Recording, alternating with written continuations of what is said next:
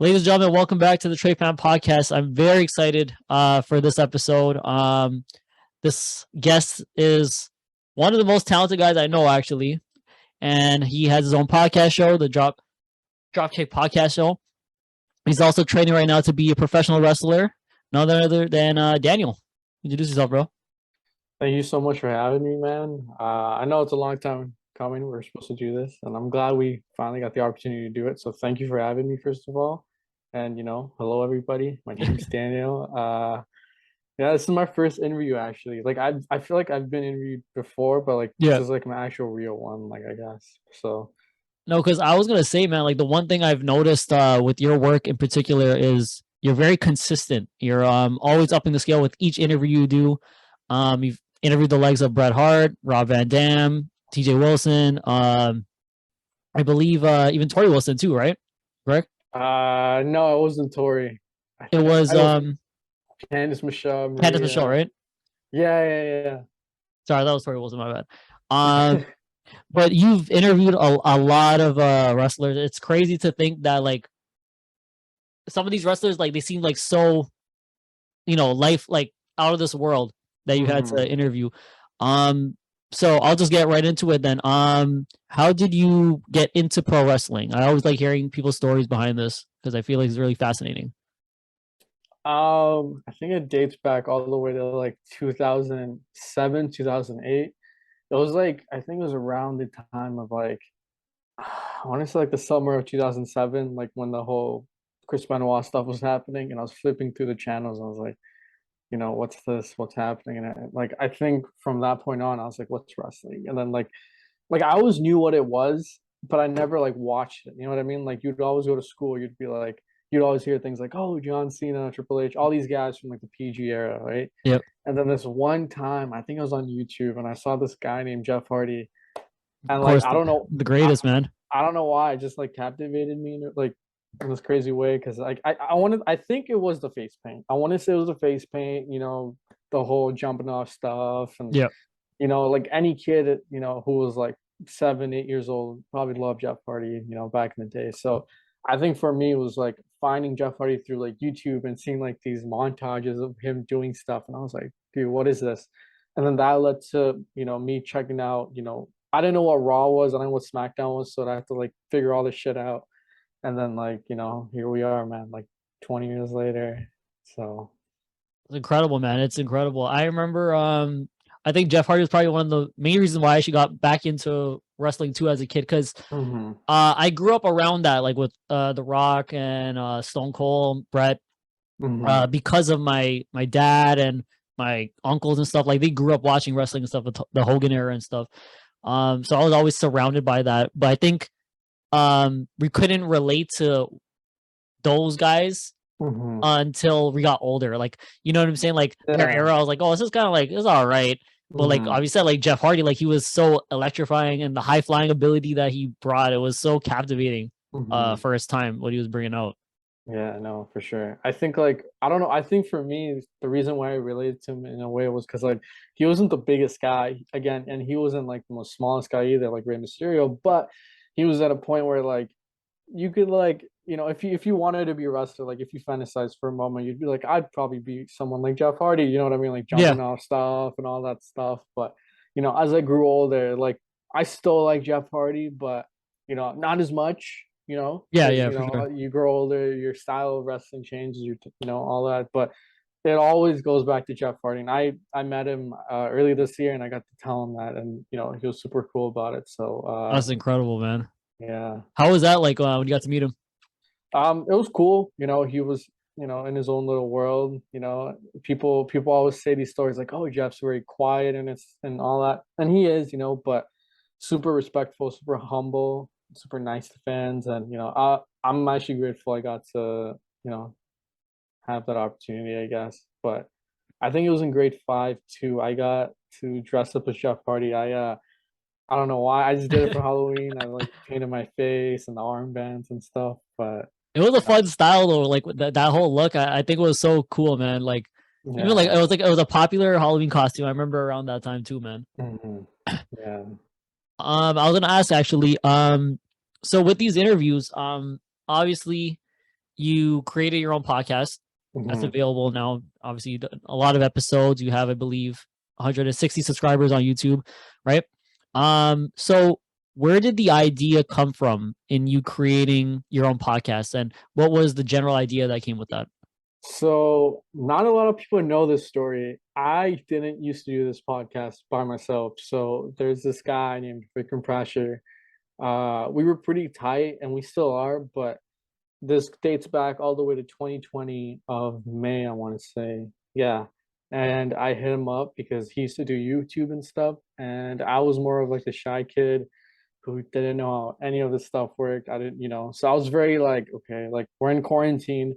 What am I gonna do? And I knew of him through like Instagram and stuff, through like the wrestling community, right? You know Yep. people. So he was one of them. And then I just reached out to him. We're like, hey, we should do this thing. And then my entire idea was let's make it about mental health. You know what I mean? Because I don't hear people talking about mental health, in the wrestling industry, especially with podcasts. So we're like, okay, that would be great. And then I randomly just DM'd Fred Rosser one day, and then he like responded to me, and I was like, okay, we got something here. Yeah. And then he like just, I'm pretty sure he was messing around, but he went on the podcast and was like, "Oh, the Nexus was supposed to come back at WrestleMania 37, the one with the pandemic." So people are like, "Oh shit, was this supposed to happen?" Blah blah blah. So in my mind, I'm like, "Okay, I know he's working the marks. I know he's working everybody. I'm gonna take this.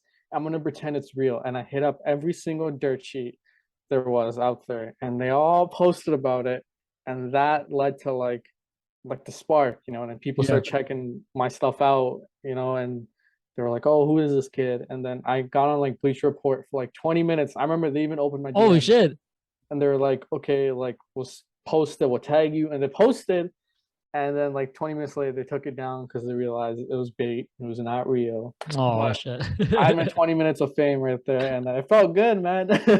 But that led to me DMing like PJ Black, aka Justin Gabriel, and then he came on the show, and then like so many more. Like I was enticing kids DMs from like 4 years ago because I asked him for advice on wrestling, and then I was like, oh shit, I'm in his DMs. Let me hit him up. And Yeah. surprisingly, like he responded. I didn't think he'd respond, but then he responded, and then like from that, it's just kind of snowballed into like me DMing more people, and then shortly after that, like I think we hit our break when we got like RVD on, and he that was funny because he followed me one day on Twitter randomly, and I was like, that's super cool, but why? Like, what did I do?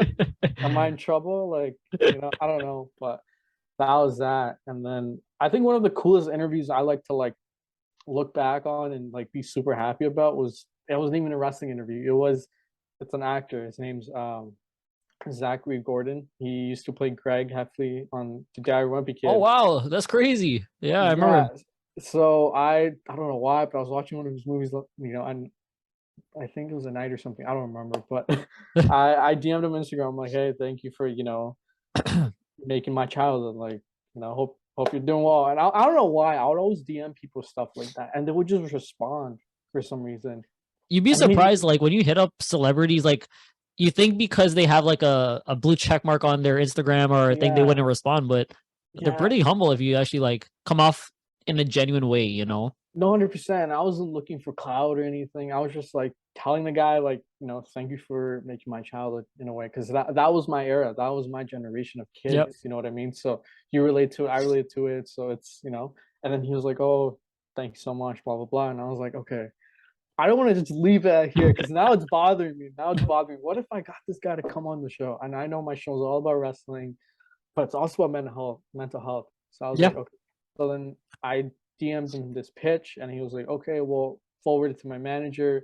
We'll work something out. And then it was like a month, and I was like, okay, it's not gonna happen. It's worth the shot. And then a day later, he emailed me back. He's like, let's do it. And then that interview got like 10,000 views. But Incredible, bro.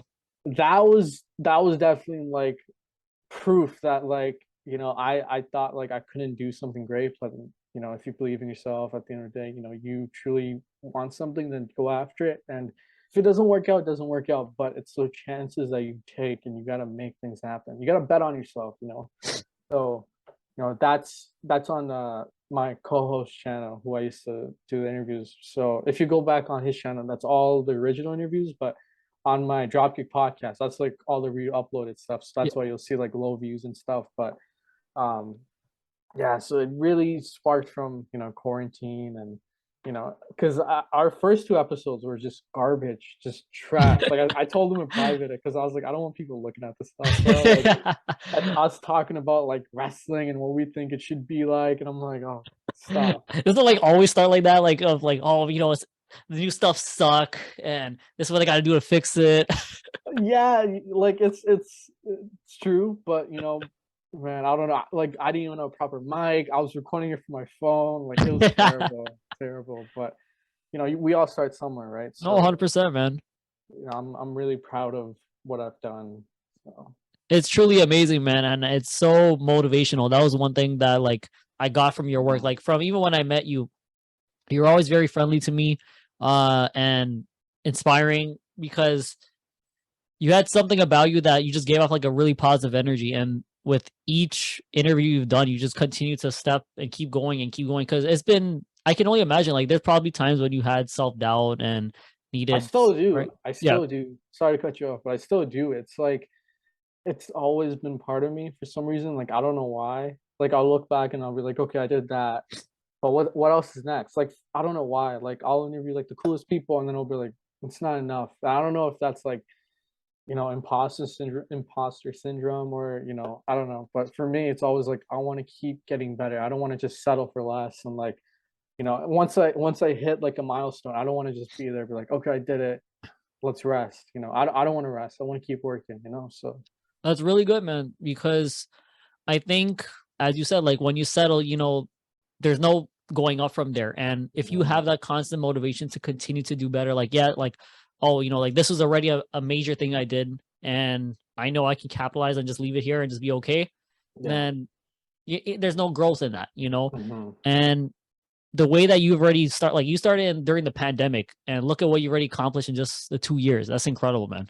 It's crazy to think about because we didn't know what it was going to be like. Like we didn't like I didn't think I'd be in the position where I am today. Like I can just DM Tyson Kidd being like, "Hey, can you check this match out?" Like because our relationship's super like cool too in a way. Like because that came through the pandemic again. Like you just got to treat people with respect and they'll treat you back with respect, and it goes both ways. But it's just like I'm really grateful to be where I am to DM people and get advice from them, and then like have a mutual relationship in a way. But yeah.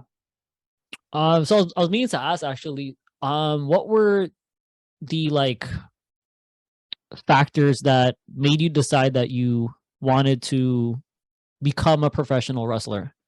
So it's funny. I always wanted to be a wrestler. I didn't want to do this interview stuff. I didn't. I don't Yeah, even like doing interviews, dude. I don't. really? I don't like. I don't. It's not that I hate it, but it's just like it's not my forte. Like I'm Yeah. not gonna. I never wanted to be one. I don't plan on ever becoming one, like professionally. But I always wanted to be a wrestler ever since I was like, you always hear the typical, "Oh, I always wanted to be a wrestler since I was 8 years old." But for me, like it's something that's ingrained in me since that day that I was, 8 years old, whatever. But I feel like I'm put on this earth to do that. There's nothing else.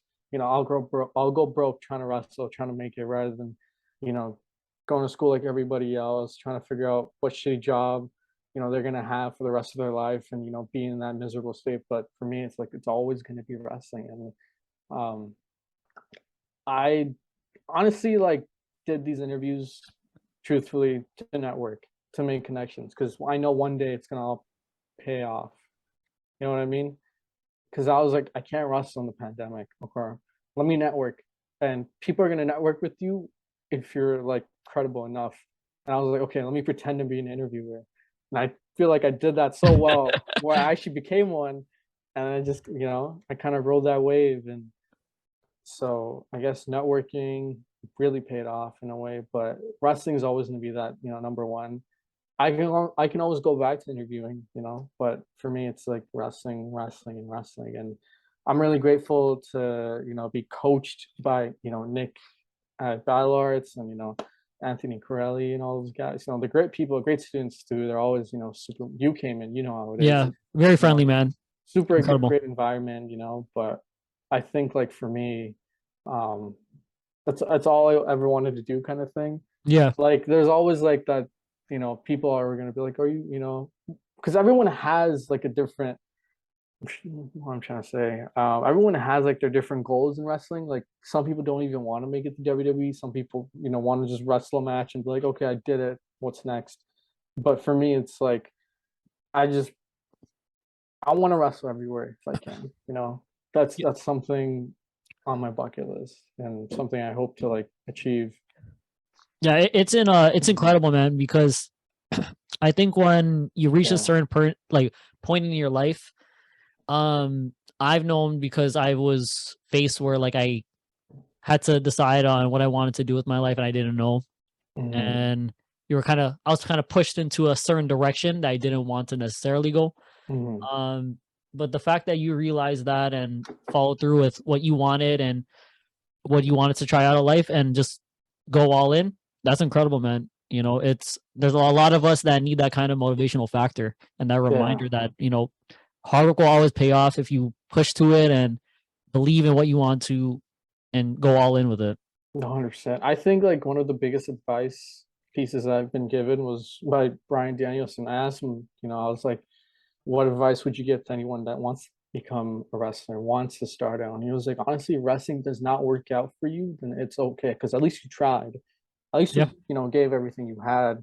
And if it didn't work out for you, that's fine. You're not going to live in regret being like, oh, what if, what if, what if? You're always going to be like, okay, I tried it, it didn't work out. There's something else. So there's something else, better for me out there. But I think like that's something like I thought about and I agree with, but you always got to give it 100%. And I recently read John Moxley's book, and he went broke trying to just make it. You know what I mean? Like he really went through a lot of shit. He didn't have proper ring gear, but here we are, like 10, 15 years later, man, and He's one of the he's biggest stars in he's the world right now. yeah, it's He's crazy. killing it. No, he's the man. um, yeah, I think you have to start somewhere, and the fact that you got to even interview excuse me, Brian Danielson, that was incredible.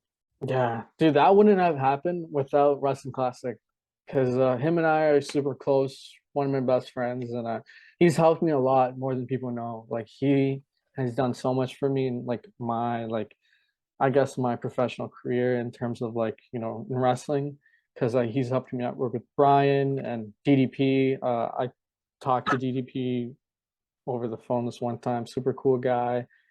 He helped me network with a lot of people, man. It's crazy. Like it's super crazy. I owe a lot to him in a way. And yeah. Yeah, that's dope, man. He actually liked one of my posts the other day, the Wrestling Classic. So shout out to him. Yeah, I he's the found that really man. dope. Yeah. Um, I think another thing too, I feel like it's difficult because like my friends and like people around me, like they don't really watch wrestling like that anymore because they have the stupid stigma, whereas like the wrestling's fake. So why do you still Mhm. watch it and stuff? Like for Mhm. those who say that, like what do you like how do you respond to that when those happens? Because sometimes it's like I'm like I get their point, but at the same time, I'm like, dude, there's so much more to it. I love the storytelling Mhm. behind pro wrestling. It's beautiful.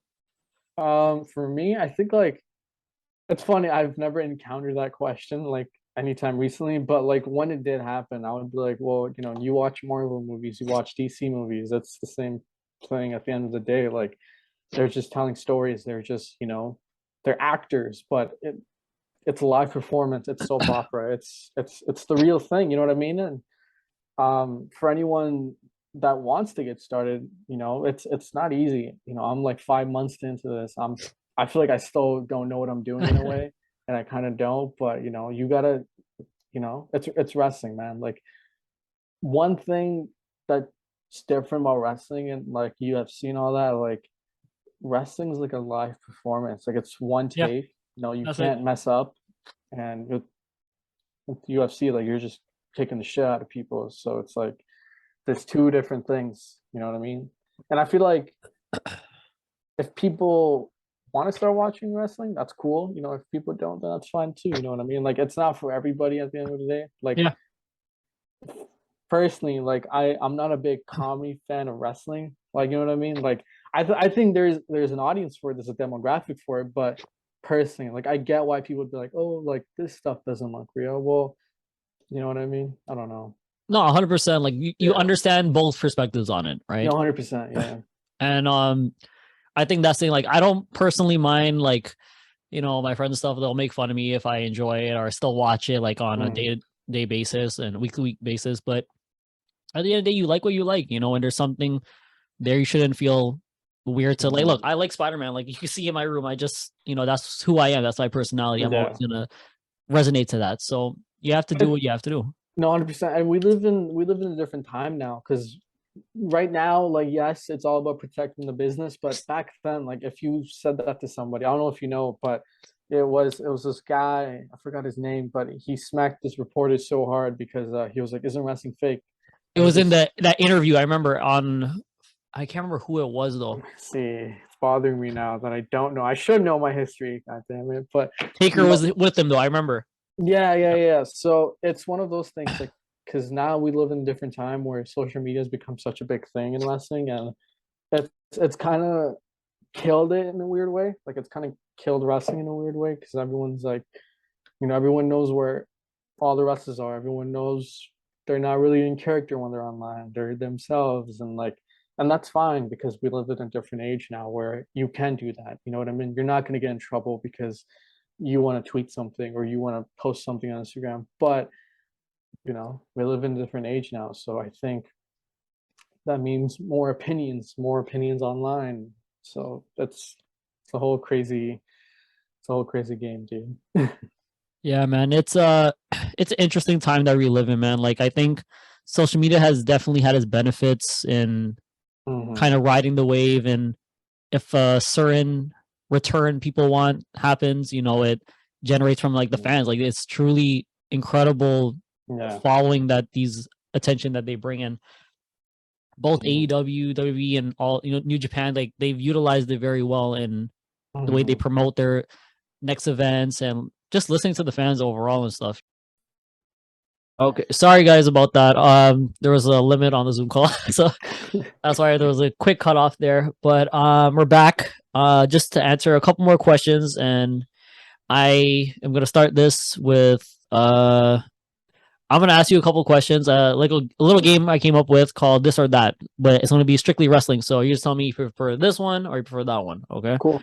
So the main event at WrestleMania or fighting the Undertaker at Mania? What would you prefer? Damn. I don't know. You got some good questions I gave him stuff. Oh, that's actually a good one. Shit. Um, the Undertaker, like what? Like Taker now, or the Undertaker in his prime? Prior, so Prime Taker, I would say. Prime. Okay. I want to say WrestleMania main event. Cause see, if I say like Prime Undertaker, like everyone wrestled the Undertaker almost at WrestleMania for a streak. So I don't Yeah. know. Yeah. The SmackDown versus Raw series or the WWE 2K series? Oh, SVR, 100%. What was your favorite one? You had to pick. Ah, shit. 2010. I'm gonna go with Oh, it 10. was so good. Or 2010 was 11 or 8. I don't know. It's hard. oh yeah, Seven's good too. 2007 I think was like my first one I actually like played. Seven's really good too. Yeah. Do you like finisher after finisher matches or all out wrestling matches? All out wrestling matches. What's one of your top ones? All time. Yeah, Brett versus Owen. Eddie classic. versus Ray at Halloween Havoc. I'm trying to think. So many, dude. So, I told you there are gonna be some tough ones. It's hard to narrow down like how many years of professional I was wrestling. watching. I was watching Brett versus Austin today at WrestleMania 13. That's a good Yep, one. classic. Their Survivor Series match is good too. I'm trying to think. Brett versus Bulldog. I can just give you all Brett matches. Yeah. But yeah, probably Brett versus Austin or Brett versus Owen. Oh, he was incredible, man. I got one. Buckshot lariat or the phenomenal forearm? Phenomenal form. Why? I don't know. I just like Adrian more. CM Punk or Hangman? Punk. Easily, man. Easily. What do you think of that? The media scrum, and all that, man. That was crazy. I hope Punk comes back. You Yeah. know, I don't know. I don't think AEW is the same without CM Punk personally. Uh, I was a I huge. haven't watched since. Yeah, same. I'm a huge CM Punk fan. Like that was for a while back. Even before the pipe bomb, I always found him very captivating and Yeah. just he really believed in whatever he was saying. Like it was very Hmm. captivating. That was with his work and stuff. And Yeah. the like AEW is still incredible. Don't get me wrong, but it's been Hmm. like you said, it's been tough to kind of watch I like like what's going on. personally like when they came to Toronto, I was like, I don't feel like going. It just doesn't hit the same without Punk for some Yeah, I was reason. planning to go actually because of Punk, and then like once he Mhm. wasn't there, I was like, it's all right. It's not too Yeah. much to hear. I mean, it's cool, man. Like AEW's killing it, but I feel like without CM Punk, like there's a certain level of attitude in terms of like you just feel it, like that energy. Like it's not the same without Yeah. Punk. What's your Mount Rushmore? Oh,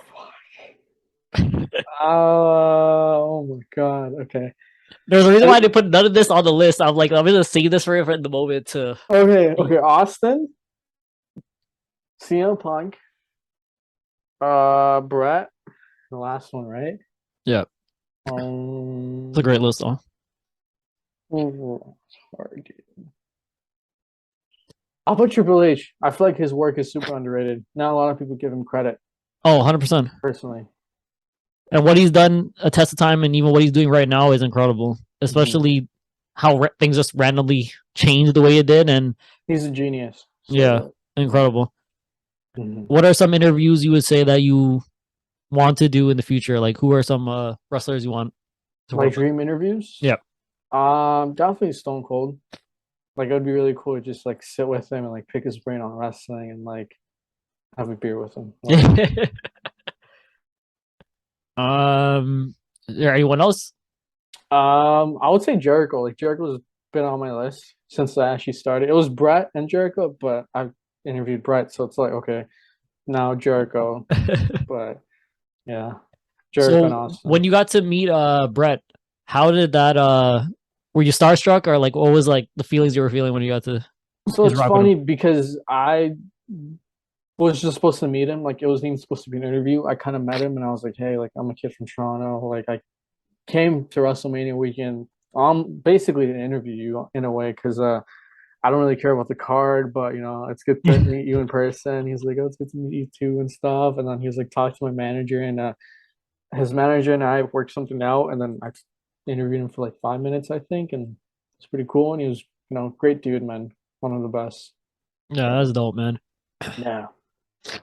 Yeah, I think you've the interviews you've had, man, they're incredible, man, and it's dope to see what you're doing. I'm actually really happy that you took the time to do this, bro, and I appreciate it, and I look forward to seeing you continue to train and continue to put out incredible work, and hopefully we do something too. Hopefully I get in the ring, one day. Come I'll think by, about bro. Come on. You gotta it. do a dropping classes sometime. I'll probably do Yeah. a drop in class with you one time, bro. But I appreciate you taking the time to do this, man. And we'll definitely have something too. I was gonna actually say like, I want to definitely have you back on the show. Like, we'll do something again and just talk wrestling like whenever. Like, I would love to have you on the show again, man. 100%, bro. Let me know. It's good to, have, be on the show and, hopefully, keep Yeah, for doing sure. keep doing you and, it's good to see you succeed, man. Thank you, man. You too, man. Thank you guys for watching. Hope you guys enjoy. Talk to you guys soon. Take care. Sweet.